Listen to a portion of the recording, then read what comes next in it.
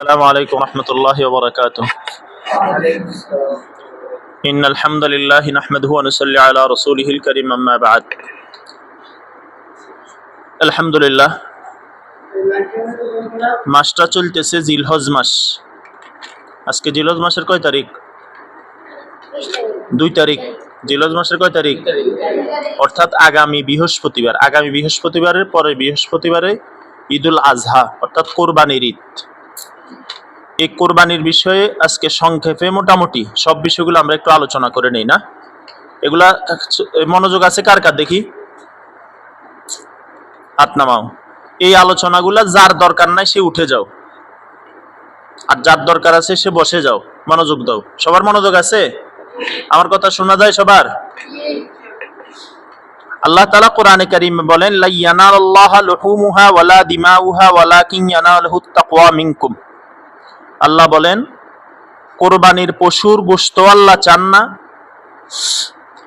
রক্ত আল্লাহ চান না, কিছুই আল্লাহ চান না। ওয়ালাকিন ইয়ানালুহুত তাকওয়া মিনকুম, আল্লাহ তাআলা তাকওয়া চান। তাকওয়া মানে একটা মানুষ যখন কোরবানি করে, পশুকে জবে করে, কি উদ্দেশ্যে করলো এই উদ্দেশ্যটা চান। সূরা কাউসারে আল্লাহ বলেছেন, ফাসাল্লি লিরাব্বিকা ওয়ানহার, ফাসাল্লি লিরাব্বিকা, আপনার রবের জন্য নামাজ পড়েন, ওয়ানহার, কোরবানি করেন। কোরবানি দুই প্রকার, ঈদুল আজহায় পশু কোরবানি, আর যদি কখনো ইসলামের তরে জিহাদের ডাক আসে তখন নিজের জানের কোরবানি করেন। কথা কি বুঝে আসছে? আচ্ছা, আল্লাহ তাআলা আর আয়াতে বলেন, হে নবী আপনি বলে দেন, ইন্না সলাতি ওয়া নুসুকি, নিশ্চয়ই আমার নামাজ এবং নুসুক মানে সব ইবাদত। নুসুক মানে কি? শুধু কোরবানি না, সব ইবাদত। ওয়া মাহইয়ায়া, আমার জীবন, ওয়া মামাতি, আমার মরণ, লিল্লাহি রাব্বিল আলামিন, একমাত্র শুধুমাত্র কেবলমাত্র কার জন্য? তাহলে আমাদের জীবন কার জন্য? মরণ কার জন্য? আল্লাহর জন্য। আল্লাহ রাসূল সাল্লাল্লাহু আলাইহি ওয়াসাল্লাম, এই কোরবানির ইতিহাস আমরা জানি সবাই। একদম প্রত্যেক নবীর যুগে যুগে কোরবানি ছিল। আদম আলাইহিস সালামের যুগে হাবিল কাবিলের ঘটনা তো তোমরা জানো, তাই না? একসাথে দুইজন জন্মগ্রহণ করতো, ছেলে মেয়ে। পরের বার আবার একসাথে জন্মগ্রহণ করতো, জমজ ছেলে মেয়ে। আগের ঘরের ছেলে পরের ঘরের মেয়ে, পরের ঘরের ছেলে আগের ঘরের মেয়ে, এদের মাধ্যমে বিয়ে কি হইতো? জায়েজ হইতো। একসাথে যারা আসছে তাদের বিয়ে জায়েজ হইতো না। ওই হাবিল কাবিলের যুগ থেকে কোরবানি। এরপরে আস্তে আস্তে হযরত ইসমাঈল আলাইহিস সালামের কোরবানি, আল্লাহর হুকুমে তেনাকে কি করা হইতেছিল? কোরবানি করা হইতেছিল। কোরবানি শরীয়তের পরিভাষায় এটা হলো ওয়াজিব একটা আমল। বলো কি আমল? সবাই বলো। বিতরের নামাজ যেমন ওয়াজিব, ঈদের নামাজ যেমন ওয়াজিব, সালাম দিলে সালামের উত্তর নেওয়া যেমন ওয়াজিব, কোরবানিটাও তেমন ওয়াজিব। কোরবানি দ্বারা আল্লাহর নৈকট্য অর্জন করা, কোরবানি দ্বারা আল্লাহর কি করা? পশু জবের সাথে সাথে মনের ভিতরে যে পশু আছে সেই পশুকে কি করা? জবেহ করা। সেই পশুকে কি করা? জবেহ করা। কোরবানি কার উপরে ওয়াজিব? কোরবানি সর্বমোট 3 দিন। বলো। 3 দিন 2 রাত। 3 দিন, 10 জিলহজ, 11 জিলহজ, 12 জিলহজ। 10 জিলহজ দিনে রাতে, 11 জিলহজ দিনে রাতে, 12 জিলহজ শুধু দিনে। এই 3 দিন 2 রাত কোরবানি করা যায়। এই 3 দিন 2 রাতের ভিতরে কেউ যদি 52.5 ভরি রূপা অথবা 7.5 ভরি স্বর্ণের মালিক হয়, যাকাত আর কোরবানির মাসালা এক, যাকাত আর ফিতরার মাসালা এক। এই কথা মনোযোগ দাও, খুব গুরুত্বপূর্ণ কথা এগুলা। এগুলো আপনি মনে করতেছেন আমি কইতেছি না, এগুলো খুব দরকারি। আপনার কেউ মাসালা তখন জিগাইবো, জুব্বা তো গায়ে দিচ্ছেন, বিশাল জুব্বা, হুজুর কোরবানি কার উপরে ওয়াজিব কোনছে? এবার আপনি বলবেন যে হুজুরে যখন কইছিল তখন তো আমি ঘুমাইতেছিলাম, এমনি এমনি করতেছিলাম। না, এমনি এমনি করলে হবে না, তখন তো আমি গপ্প করতেছিলাম, গপ্প দিয়ে হবে না। তেরে না কেহনা মুঝে খবর নেই হুয়া, পরে কইয়েন না হুজুর আমার এটা কয় নাই, শিখায় নাই। ওই যে কিছু মানুষ হজে গেলে জিগা তালবিয়া জানেনি, কয় মূল এই মুআল্লিম বেটা তো আমার তালবিয়া শিখাইলো না। মুআল্লিমের দায়িত্ব তালবিয়া শিখা না, যে উমরা হজ করবো তার দায়িত্ব। কথা বলো না, তার না দায়িত্ব। এই হজ, যাকাত আর কোরবানির মাসালা এক, যাকাত আর ফিতরার মাসালা এক, বেশ কম এক জায়গায়। যাকাতের জন্য হলো পুরা বছর সম্পদ থাকতে হবে, কোরবানি আর সদকায়ে ফিতরের জন্য একদিন, অর্থাৎ ঈদুল ফিতরের দিন তার কাছে যদি সাহেবে না সাব হয়, আর কোরবানির জন্য এই 3 দিন 2 রাত, এর ভিতরে যদি কি হয় সাহেবে না সাড়ে 92 রূপা, মনে করো 92 রূপার পরে যদি 4000 টাকা করে আমরা ধরি কথার কথা, তাহলে প্রায় 2 লাখ টাকা, মনে করো 1,90,000 টাকার কাছাকাছি। কত? 1,90,000 টাকার কাছাকাছি। কারো কাছে যদি স্বর্ণ টাকা রূপা মিলে থাকে, ক্যাশ টাকা থাকে, জমি বন্ধক লাগানো থাকে, কারো কাছে পাওনা থাকে, এরকম যদি এরকম সম্পত্তির কি হয়, সে মালিক হয়, তার উপরে কি কোরবানি? বলো, কোরবানি ওয়াজিব। কোরবানি করলে কি লাভ, এটা হাদিসে আছে বলতেছি, কিন্তু যার উপরে কোরবানি ওয়াজিব হইছে সে যদি কোরবানি না করে, রাসূলুল্লাহ সাল্লাল্লাহু আলাইহি ওয়াসাল্লাম ধমক লাগাই একটা হাদিস বলছেন, ফালা ইয়াহজুর মুসাল্লানা, যার উপরে কোরবানি ওয়াজিব হইছে সে যদি কোরবানি না করে, সে যেন আমার ঈদগাহে না আসে, সে যেন আমার ঈদগাহে কি, নাউজুবিল্লাহ বলো। অনেক মানুষ কোরবান করে না, মানছে গোশত দিব, গোশতই তো খামো, আর কোরবানি করার দরকার কি? কোরবানি কি গোশতের জন্য? কথা বলো না। কোরবানি করলে গোশত খাওয়া যায়, আল্লাহ তো বলছেন রক্তও নিবেন না, চর্বিও নিবেন না, কিচ্ছু নিবেন না। অনেক মানুষের উপর কোরবানি ওয়াজিব, কোরবানি করে না, আবার মনে করে যে কোরবানি করলে তো আমার 90, 70, 80,000 টাকা, 40, 50,000 টাকা গরু থেকে চলে যাবে। গরু দিয়ে করতে কে বলছে? একটা খাসি হইলে তো কোরবানি করা যায়। কোরবানি মোট 5-6 প্রকারের পশু দিয়ে করা যায়, বলো কয় প্রকার? গরু কও না, গরু কত? 2 বছর লাগবে। কত? গরু কয় বছর লাগবে? আচ্ছা, মহিষ 2 বছর, ওট 5 বছর। কথা বলো। এই গরু, মহিষ, ওট, এই 3টা প্রাণীতে 7 ভাগ দেওয়া যায়। কয় ভাগ? অর্থাৎ 7 জনে একসাথে কোরবান করতে পারবে। 7 শরিক। কয় শরিক? কথা বলো। 7 শরিক। বাকি 2 জনে মিলে 1 শরিক হইতে পারবে না। 2 জনে মিলে 1 শরিক দিছে, এটা না। 2 জনে 5,000 করে 10,000 টাকা দিয়ে 2 জনে একটা নাম দিছে, হবে না এটা। 7 জনে নাম দিতে পারবে, অথবা একটা পশুতে এক পরিবারের 7 জনের নাম দেওয়া যাবে। কথা বুঝে আসছে? তাহলে গরু কয় বছর? মহিষ কয় বছর? আচ্ছা, ওট কয় বছর? 5 বছর। তাহলে এই 3টা প্রাণীতে কয় শরিক দেওয়া যায়? মহিষ 2 বছর, গরু 2 বছরের একদিন কম হইলে হবে না, ওট 5 বছরের একদিন কম হইলো। এরপরে হইলো ছাগল, বলো। খাসি ছাগি যা হয়, ছাগল, এটা মিনিমাম 1 বছর লাগবে। কয় বছর? 1 বছর কম হইলে হবে না। এটাতে কি লাগবে? 1 শরিক। কয় শরিক? এই 4 প্রকারের প্রাণী গেল। 5 নম্বর প্রাণী হলো ভেড়া। কি? ভেড়া 1 বছর লাগবে। এরপর হলো দুম্বা। ভেড়া দুম্বার ব্যাপারে একটা কথা আছে, যেটা হলো 6 মাসেরটা যদি 1 বছরের মতো দেখতে শুনতে মনে হয়, সেটা দিয়ে করা যাবে। তাহলে এই ভেড়া দুম্বা তো কয় শরিক? তাহলে কয় প্রাণী দিয়ে কোরবানি করা যায়? কথা বলেন। ওট, গরু, মহিষ, ছাগল, ভেড়া, দুম্বা, বলেন। মুখস্থ করে না।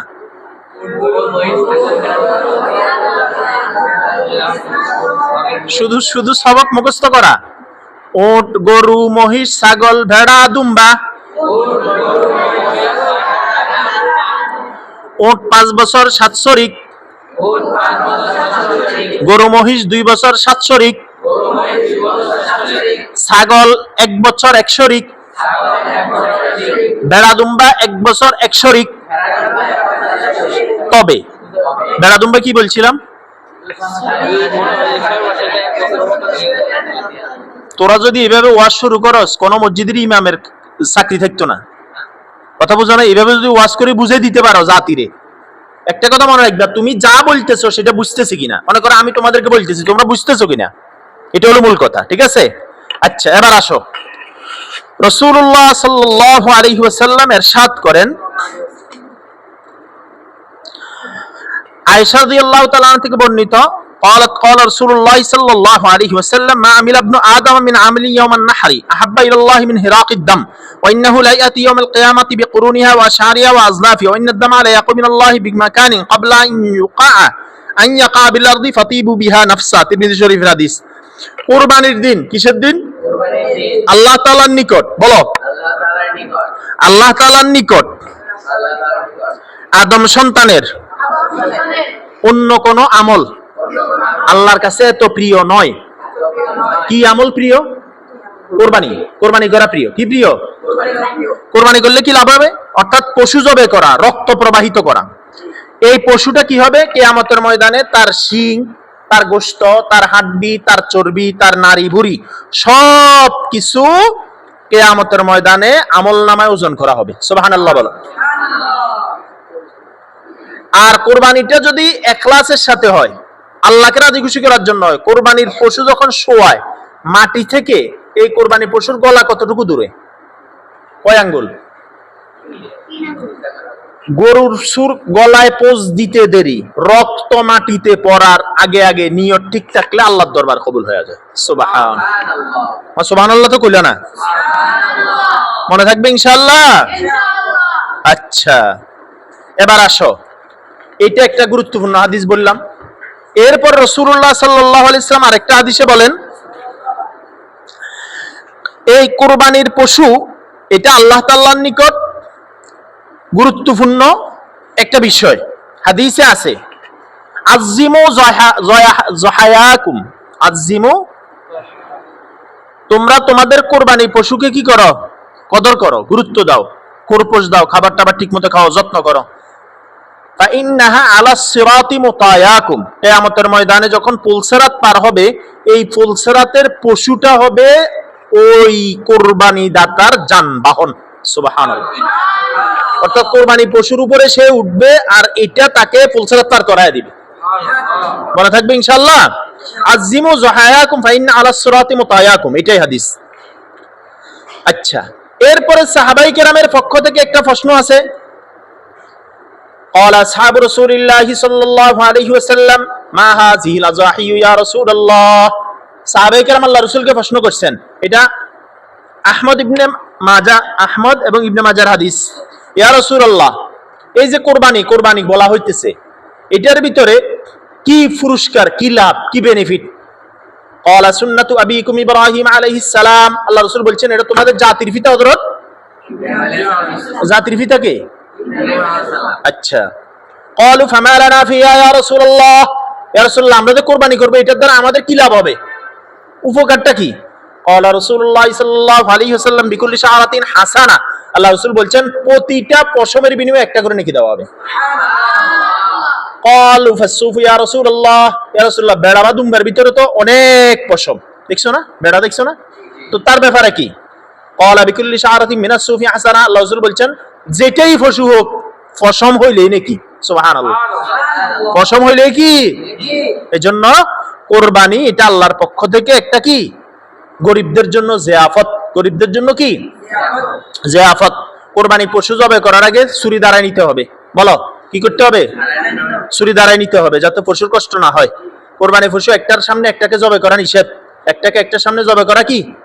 কোরবানি পশু জবাইয়ের পরে ঠান্ডা হওয়ার আগে কি বলো, এই যে গোস কেটে দেয়, কি চামড়া ছিল, এটা জায়েজ নাই, এটা কি নাই, জায়েজ নাই। মরার পরে তারপরে করবে, কথা কি বুঝে আসছে? আচ্ছা, এরপরে কোরবানি পশু জবাই করা হইলো, জবাই করার পরে গোশতের মাসালা কি? ইসলামের প্রথম যুগে গোশত 3 দিনের ভিতরে খাই ফেলতে হইতো। কয় দিনের ভিতরে? কিন্তু ইসলামের পরের যুগে এসে আল্লাহ রাসূল বলছেন তোমাদের যতদিন মন চায় ততদিন খাও। কাঁচা কাউকে দিয়ে দিতে পারবা, রান্না করেও খাওয়াইতে পারবা, অথবা ফ্রিজে রাখিও খাইতে পারবা, শুকনা করে কোয়াব দেখছো নি, ওই যে রোদ্রে শুকাই দেয়, কোয়াব করে খাওয়া যায়, রান্না করেও খাওয়া যায়, বছরকেও খাওয়া যায়, কোনো সমস্যা নাই। যেভাবে মন চায় সেভাবে। কোন হিন্দুও যদি, বিধর্মীয় যদি কোরবানি গোশত খাইতে চায় তাকে দেওয়া জায়েজ, তাকে দেওয়া কি? যাকাত ফিতরা দেওয়া জায়েজ নেই। দান সদকা গরিবেরও করা কি? অনেক সময় আমাদেরকে মাদ্রাসায় আসে না, হিন্দুরাও তো আসে, আমরা দেওয়ার চেষ্টা করি না, বিষয়টা এরকম। গোশতের মাসালা কি? গোশত যদি পারে, মুস্তাহাব আমল, কিসের আমল? 3 ভাগ করা। কয় ভাগ? 1 ভাগ নিজের জন্য, 1 ভাগ আত্মীয় স্বজনের জন্য, 1 ভাগ গরিব অসহায়ের জন্য।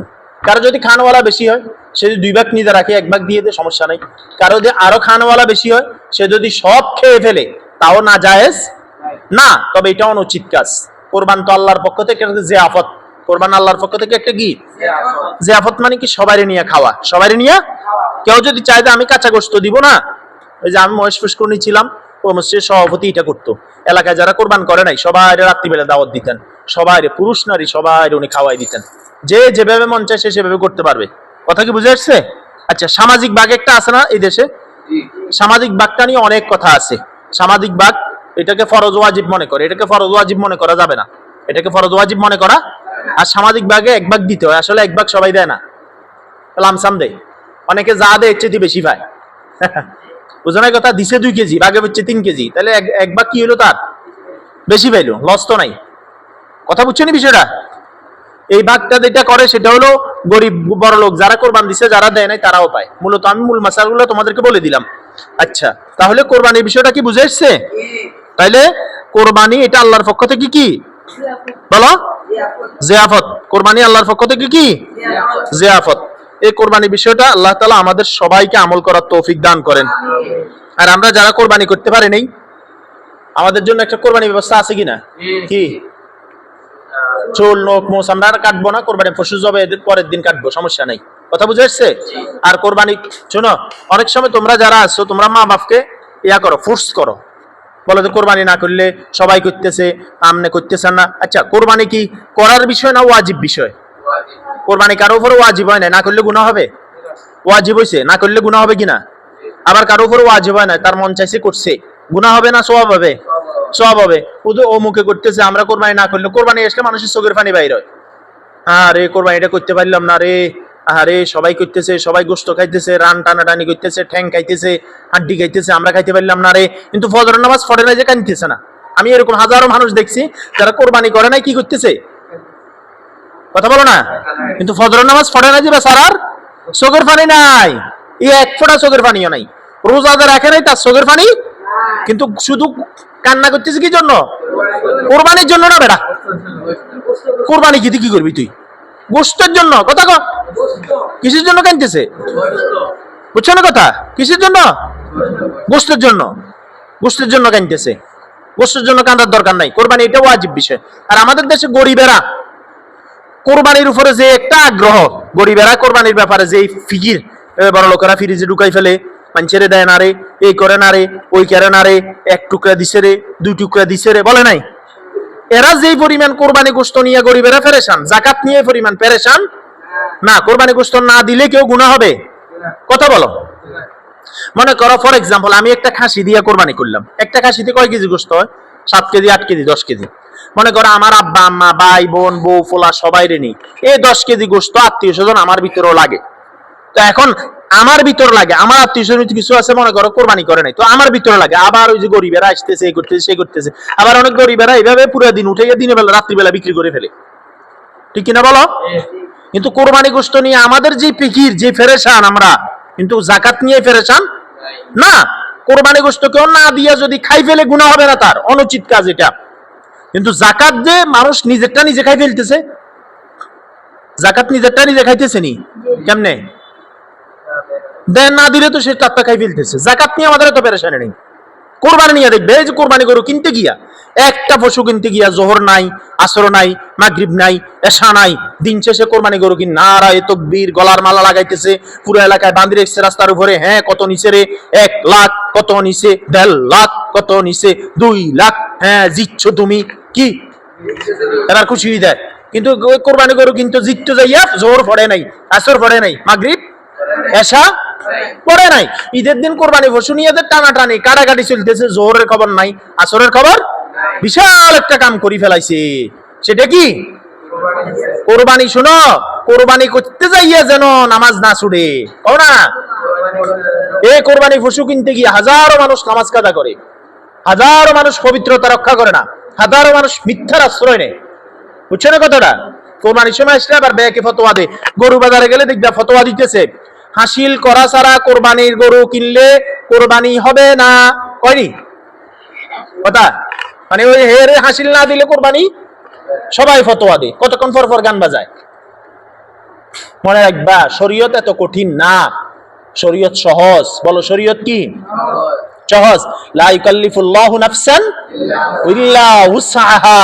আল্লাহ তাআলা বান্দার সাধ্যের বাইরে কোনো কিছু চাপাইয়া দেন নাই। জিহাদ, জিহাদ কি? জিহাদ করতেছ না?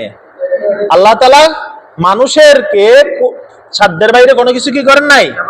চাপাইয়া দেন নাই। এই জন্য এই কথাগুলো মনে রাখবে ইনশাআল্লাহ। বলো, মনে থাকবে? আল্লাহ তাআলা আমাদেরকে বুঝার তৌফিক দেন।